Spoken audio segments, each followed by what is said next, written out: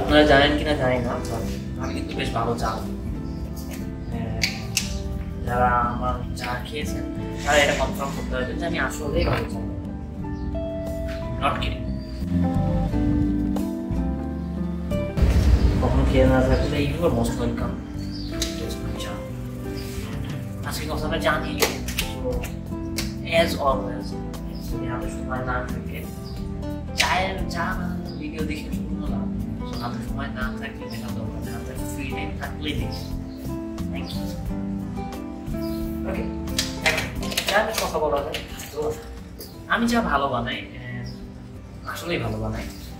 তো চা বানানো যে আমার স্কিল, খুবই আমার মনে হয় যে চা বানানোর স্কিল আসলে দুনিয়ার one of the most important skill.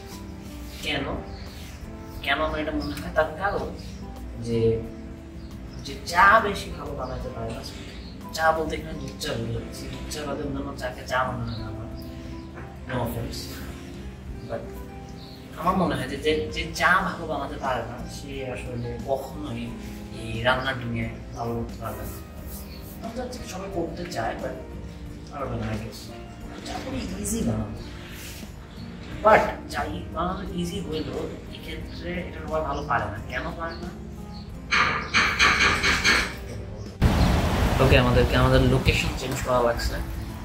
Anyway, বলছিলাম আমরা যেটা বলতেছিলাম যে আমার মতে ভালো এক কাপ চা বানানোর জন্য আসলে যে জিনিসটা সবচেয়ে বেশি দরকার সেটা হচ্ছে ধৈর্য। নট ভালো দুধ, নট ভালো চা পাতা, ধৈর্য। কেন আমি আপনাদেরকে একটু বুঝাই। তো আমি যে জিনিসটা লক্ষ্য করছি সেটা হচ্ছে, এটা আমার পার্সোনাল এক্সপিরিয়েন্স থেকে বলতেছি, যে দুধ চা বানাতে গেলে আপনার যে জিনিসটা সবচেয়ে বেশি দরকার সেটা হচ্ছে টাইম। যত বেশি সময় ধরে আপনার দুধটাকে ফুটাবেন, দুধের মধ্যে পাতা দিয়ে ফুটাবেন, হচ্ছে তত ভালো। অবভিয়াসলি এটা করার জন্য আমাদের সবার ধৈর্য দরকার।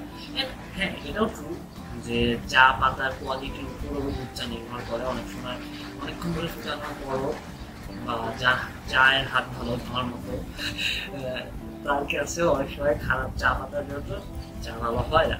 বাট সবচেয়ে বেশি দরকার আসলে ধৈর্যটা। তো চা বানানো ইজেন্ট জাস্ট চা বানানো আপনাকে শিখাই ধৈর্যশীল হতে পারে বলে বাবা ফিলোসফার হয়ে গেছি। এনিওয়ে, বৃষ্টির দিনে আজকে গাছপুরে বৃষ্টি হচ্ছে, জানি না। তো খুবই অসাধারণ একটা ওয়েদার। এই ওয়েদারের মধ্যে আমার সিরিজটা প্রায় আসতে শেখায় নেই, সিরিজটা প্রায় কিন্তু চলতেছে, কালকে পরীক্ষা। এনিওয়ে, তো এই অসাধারণ ওয়েদারের মধ্যে বৃষ্টির দিনে এক কাপ চায়ের ভালোবাসা। দেখা হবে আপনার ভিডিওতে। আসসালামু আলাইকুম, আল্লাহ হাফেজ। বাই দ্য ওয়ে, এক কাপ দুধ চায়ের ভালোবাসা মানে কিন্তু অনেক। দুধ চায়ের মর্ম আমার কাছে অনেক, তাই ভাইবেন না অল্প ভালোবাসা দিচ্ছি।